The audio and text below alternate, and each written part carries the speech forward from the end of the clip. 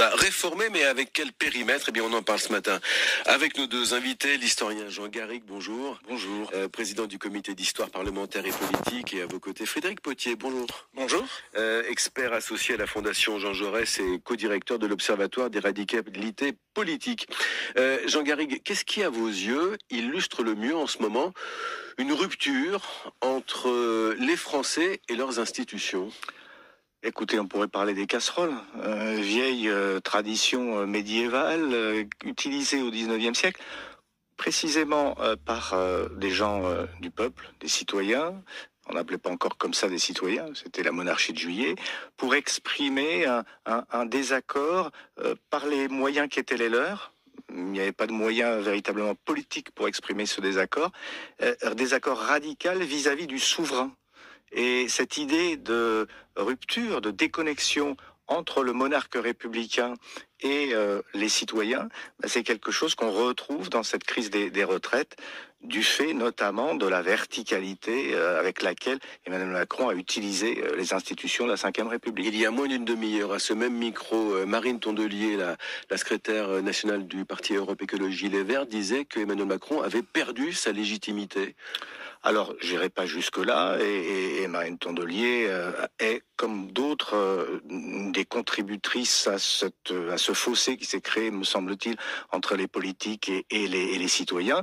Mais il est vrai que si Emmanuel Macron peut se prévaloir d'une légitimité institutionnelle, y compris dans le déroulé de la crise des retraites, y compris même dans l'usage du 49.3, sa légitimité vis-à-vis du peuple, la légitimité, la souveraineté populaire, qui historiquement est quand même le fil conducteur de notre vie démocratique, cette légitimité, pour l'instant, en tout cas, elle est perdue. Mais juste une parenthèse, vous dites que la gauche a poussé à la fracture entre aujourd'hui les citoyens et le président de la République ? Si on prend l'histoire récente de la gauche, ce qui s'est passé, d'abord c'est une déconnexion au moment de la présidence de François Hollande, on l'a bien vu, et puis dans ce qu'est devenue la gauche aujourd'hui, il y a une manière là aussi de s'inscrire dans les processus démocratiques et notamment parlementaires qui ne sont pas forcément, qui ne plaident pas forcément en faveur notamment de ce qu'est le dissensus régulé de l'Assemblée nationale. Je veux dire par là que la conflictualité systématique n'a pas non plus servi beaucoup, me semble-t-il, à légitimer nos institutions. Frédéric Potier, Emmanuel Macron met donc en avant en ce moment sa légitimité institutionnelle. Qu'est-ce qui fait aujourd'hui que la légitimité ne suffit plus à convaincre et donc à gouverner ? Je crois que c'est un mouvement sociétal. Aujourd'hui, l'autorité, elle ne se présume plus, elle se mérite. Et donc la démocratie, c'est à l'évidence ça va bien au-delà du fait de mettre un bulletin de vote dans une urne tous les 5 ans. La démocratie, pour paraphraser Pierre Mendès France, c'est un code moral, c'est un état d'esprit, c'est le respect de l'adversaire, c'est la capacité à avoir un débat pacifié, comme vient de le dire Jean Garrigue. Et puis il y a aussi la perspective de l'alternance. Et je crois qu'à tort ou à raison, les Français ont l'impression que ces conditions démocratiques ne sont pas réunies.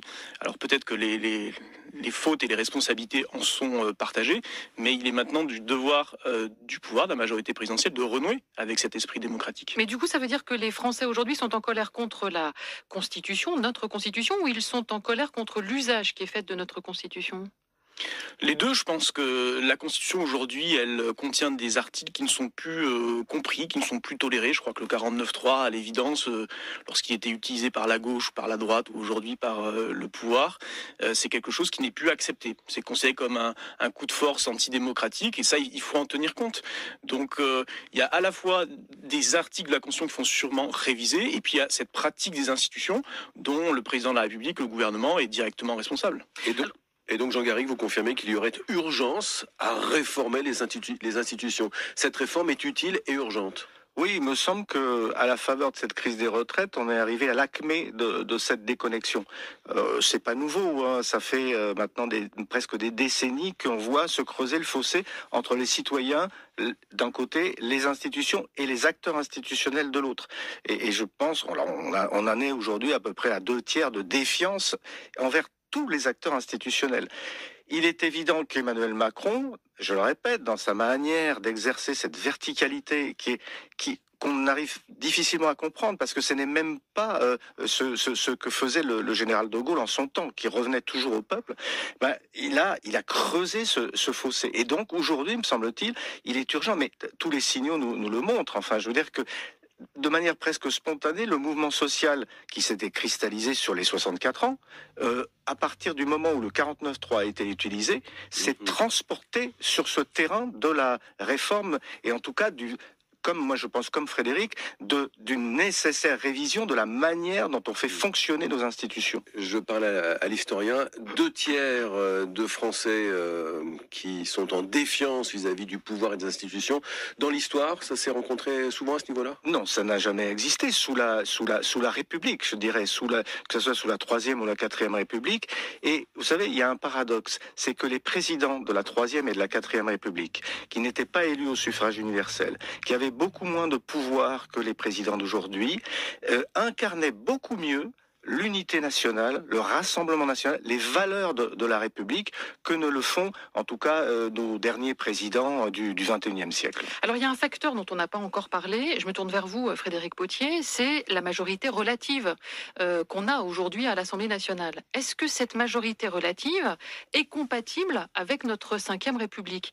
On a le socialiste Boris Vallaud qui a une assez jolie formule, je trouve. Il nous dit qu'en ce moment, on a le cerveau de la 4e République dans le corps de la 5e.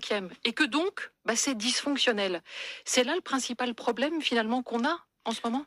Je crois qu'on mériterait justement tous collectivement de relire les historiens de la 4e République et de voir le bilan de cette 4e République, qui était tout sauf complètement mauvais. La 4e République, il n'y avait pas de majorité absolue, il y avait une majorité relative, c'était la 3e force, coincée entre les communistes et les gaullistes. Et bien cette 4e République, elle a fait l'Europe. Elle a fait un début d'amorce de décolonisation. Elle a reconstruit la France. Et donc elle n'était pas instable comme on l'a toujours raconté ? Non, je pense qu'on n'a pas l'habitude en France d'avoir une majorité relative. On n'a pas l'habitude d'avoir des coalitions. On n'a pas l'habitude d'avoir un débat apaisé. Et ça, on le paye aujourd'hui de manière structurelle, avec une très forte défiance à l'égard des institutions. Vous dites qu'il faut réhabiliter la 4e République, c'est ça ? Oui, alors moi je pense qu'il faut réhabiliter la 4e République, réhabiliter des hommes comme Pierre Mendès France, Edgar Faure, Maurice Faure. C'était tout sauf des gens médiocres et on gagnerait vraiment beaucoup à les relire. Il faut regarder le passé pour s'en sortir. Mais les historiens, en tout cas, les historiens d'aujourd'hui, nous avons réhabilité la 4e République. Et je partage la même admiration que Frédéric pour Pierre Mendès France, par exemple, dont il faut se souvenir qu'il était hostile aux institutions de la 5e. Avec le rôle du président également, Frédéric Pottier, un président dont les pouvoirs ont été accrus depuis les années 2000, depuis l'année 2000 même. Est-ce qu'il faudrait réduire ce pouvoir aujourd'hui, selon vous ? Alors avec l'année 2000, c'est le quinquennat qui renforce effectivement le pouvoir présidentiel. Alors moi j'ai une position très personnelle qui n'engage que moi, qui est qu'il faut supprimer carrément l'élection présidentielle. L'élection présidentielle au suffrage universel direct, elle a permis de solidifier le régime en 62 à un moment où on sortait la guerre d'Algérie. Mais aujourd'hui, je considère que cette élection présidentielle, finalement, elle a complètement remplacé le débat politique et démocratique par une course de chevaux. Et donc, on a des personnalités politiques qui montent des écuries, qui ne rêvent que de ça, qui sont obsédés par cette élection présidentielle, et on perd complètement le sens du collectif. Et moi, je pense qu'il faut remettre du collectif dans notre vie politique française. Et pour combler cette lacune, certains prônent le retour du septennat. Ça laisserait au moins 2 années de plus pour travailler. Alors, moi, il me semble, mais après, je vous dirai mon avis sur ce que propose Frédéric. Frédéric Pottier. Frédéric Pottier, nous sommes amis. Et donc, moi, je pense que ce serait déjà une bonne chose que de redécoupler ces 2 élections, en tout cas de ne pas faire suivre les élections législatives juste après l'élection présidentielle. On en a vu les ravages avec cette surmajorité du premier quinquennat Macron. Heureusement, les citoyens, de manière très spontanée, ont finalement, en 2022, rétabli une sorte d'équilibre en votant, j'allais dire, contre Macron aux élections législatives et en lui donnant une majorité relative. Alors effectivement, c'est un petit peu, comme vous dites, l'esprit de la 4e dans le corps de la 5e, mais c'est une demande légitime, une demande populaire. Quant à l'élection du président de la République... Est-ce qu'il faut enlever le président ? Alors moi je pense qu'il ne faut pas l'enlever, mais on a tout autour de nous, en Allemagne, en Italie, des présidents honorifiques, moins honorifiques qu'on ne le croit, qui ont des pouvoirs de nomination et qui surtout arrive à incarner l'unité nationale. Je pense qu'un président italien, par exemple, si vous regardez le président italien, c'est quelqu'un qui a une vraie autorité symbolique, mais aussi politique d'ailleurs, en tant que garant de l'unité nationale. Emmanuel Macron, aujourd'hui, c'est un chef de majorité. Il est soutenu par 28% des Français, ceux qui ont voté pour lui au premier tour de l'élection présidentielle. Mais on est en train dans notre discussion, de dire voilà, il faut limiter les pouvoirs éventuellement du président dans cette Ve République, voire Frédéric Pottier donc supprimer le président ou l'organiser différemment. C'est quand même en ce moment l'interprétation, l'exercice du pouvoir en s'appuyant sur la Ve République par Emmanuel Macron. Si on avait, politique fiction, un autre président, sans doute que les choses ne se passeraient pas comme ça. Est-ce qu'il faut donc tout gommer dans cette Ve République par le fait d'un exercice de pouvoir ? Non, je ne le pense pas. On va très loin, là. Je me pose la question, comme Frédéric Pottier, de l'élection suffrage universel, qui, effectivement, de plus en plus apparaît en décalage avec les aspirations populaires. Moi, j'ai publié des livres sur la tentation de l'homme providentiel, et qui, au fond, est presque aux origines des institutions de la Ve République. Il faut trouver un équilibre entre ces deux tensions de notre histoire, entre d'un côté la verticalité, on a cette tradition bonapartiste, on a besoin de quelqu'un un homme fort, un chef sachant cheffer, comme disait Chirac, et en même temps de l'horizontalité et du contre-pouvoir démocratique. Et de plus en plus, c'est cette pulsion du contre-pouvoir qui s'impose. On l'a vu dans toutes les crises. Donc, on peut vraiment réfléchir à ce mode d'élection.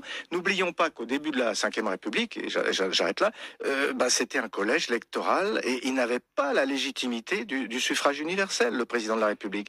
Et comme le dit Frédéric Pottier, comme l'a dit Frédéric, c'est parce que le général de Gaulle avait peur que ses successeurs manquent de légitimité qu'il a instauré le suffrage universel. Mais cette légitimité, ils ne l'ont pas de toute manière, ils l'ont perdue.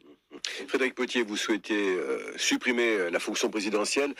François Hollande voulait supprimer le poste de Premier ministre. Est-ce que dans ce débat, ce sera encore d'actualité ? Alors il y a un vrai débat à gauche et singulièrement au Parti socialiste entre ceux qui considèrent qu'on pourrait avoir un régime présidentiel en supprimant le poste de Premier ministre, mais en augmentant les contre-pouvoirs. Il y a une note d'Émeric Brier, par exemple, qui a été publiée à la Fondation Jean Jaurès avant-hier, et d'autres qui considèrent que finalement, avoir un président de la République qui est très rassembleur, l'exemple d'Israël n'a pas été cité, mais là on a un vrai président de la République qui a un rôle de modération, de régulation et de rassemblement de la nation. Qu'on est en train de découvrir à la faveur de la crise en ce moment. Qu'on est en train de découvrir, mais qui existait déjà avant, avec le précédent président de la République, et un Premier ministre qui, lui, puise directement sa légitimité des élections législatives. Et donc ce modèle parlementariste, on l'a parfois déconsidéré en disant qu'il serait faible. Et Pierre Mendès France répondait souvent que ça n'a pas empêché Winston Churchill de gagner la Seconde Guerre mondiale, avec un régime très parlementariste britannique. En France, Jean Garrigue, ce rôle de Premier ministre, il est souvent réduit, pour reprendre l'expression de Nicolas Sarkozy, à celui de collaborateur. Est-ce que c'est comme ça que ça avait été conçu ? Je ne crois pas. Absolument pas. Michel Debré, qui est le concepteur des institutions de la Ve République, conçoit le rôle du Premier ministre comme un véritable chef de gouvernement. Et les discussions, je viens de publier un livre sur les relations entre les présidents de la République et les premiers ministres, Élysée contre Matignon, et ça m'a plongé dans les discussions entre Debré et De Gaulle, qui sont des discussions souvent extrêmement tendues. Et les deux hommes ne sont pas d'accord, et Debré impose souvent ses positions au président de la République. Donc De Gaulle lui-même accepte d'avoir un Premier ministre qui soit véritablement le chef du gouvernement. Alors, en attendant une possible, probable ou peut-être pas réforme des institutions, est-ce qu'il faut réintroduire une dose d'horizontalité ? Parce que Emmanuel Macron, jusque-là, pour sortir des crises, systématiquement, nous avait sorti des nouveaux outils. Je pense évidemment au grand débat national, je pense aussi aux conventions citoyennes. Il y a eu également le Conseil national de la refondation, peut-être avec un petit peu moins de succès en septembre dernier.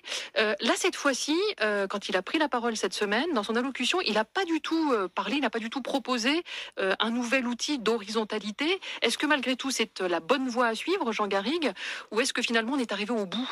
Ah non, moi je suis persuadé qu'il existe d'ailleurs une foule d'expérimentations un peu partout, que ça soit en Belgique, vous avez des assemblées, une sorte d'assemblée citoyenne permanente pour générer un agenda précisément de conventions citoyennes qui vont réfléchir sur tel ou tel sujet. Vous avez des expériences en Oregon, dans l'État d'Oregon aux États-Unis, où des assemblées citoyennes comme ça préparent, eux, des projets de référendum. C'est-à-dire qu'on relie la démocratie délibérante ou délibérative avec la démocratie référendaire. Vous avez des exemples en Islande où on a refait des institutions à travers des conventions citoyennes. Donc remettre les citoyens dans la coproduction de la loi, y compris avec des assemblées mixtes où on pourrait avoir des citoyens tirés au sort et des élus, avec les problèmes que ça peut susciter, d'expertise, etc. Moi, je pense qu'il faut vraiment montrer des signes comme ça de l'interpénétration entre la démocratie représentative qu'il faut défendre, qu'il faut renforcer, et la démocratie participative, les citoyens dans la fabrication et dans le contrôle de l'application des lois. D'ailleurs, Frédéric Potier, quand le chef de l'État, Emmanuel Macron, aimerait voir émerger ce qu'il appelle les contre-pouvoirs, ce serait qui, quoi, ces contre-pouvoirs ? Ces nouveaux contre-pouvoirs à venir. Les contre-pouvoirs dans une démocratie, ils sont évidents, ils sont sous nos yeux. C'est la presse, c'est le système judiciaire, ce sont les syndicats, ce sont les corps intermédiaires. Les corps intermédiaires, les élus locaux, on n'en a pas parlé, mais qui ont un rôle extrêmement important. Donc tous ces contre-pouvoirs-là, ils existent, il faut simplement les respecter, les écouter et leur donner les moyens de faire entendre leur position. Mais alors du coup, vu tout ce qu'on se dit là, et parce que le temps file, il faut passer à une 6e République ou pas ? Est-ce que la question se pose comme ça ?